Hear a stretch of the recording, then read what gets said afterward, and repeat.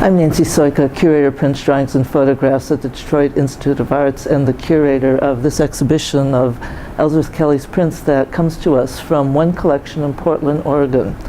Now, Ellsworth Kelly turned 90 years old 1 week literally after the day this show opened in Detroit. He is one of America's, if not the world's, greatest living artists, a painter, sculptor, as well as printmaker.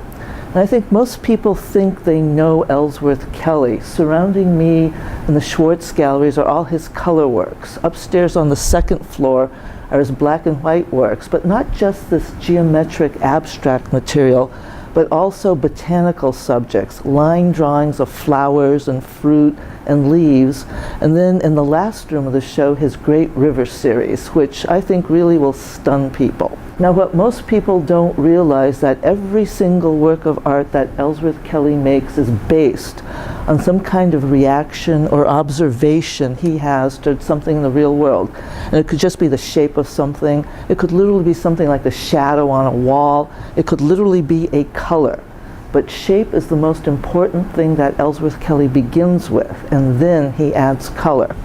Behind me, though, is one of the most unusual print series that Kelly ever worked on. It's called his Paper Pulp series, and the way it was made was putting some wet paper pulp, a sheet of white paper pulp, literally on the floor, and then using things like bendable rulers, bendable metal, creating the outline of the shape on that sheet of paper. And then Kelly scooped wet paper pulp, like the blue you see behind me, into that mold very thinly. Sometimes he used multiple colors. The edges of that mold were removed. That sheet of paper was put into a printing press. And this pulp is wet. And with the pressure of the press, that is all literally fused together. And so the paper is the medium. And so that's why you see funny outlines, why you see irregularity in the prints.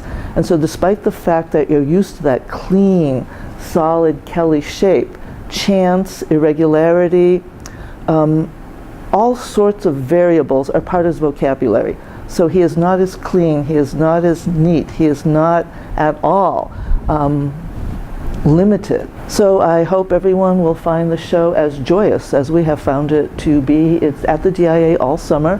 It closes on September 8th, and we certainly hope that we get lots of visitors.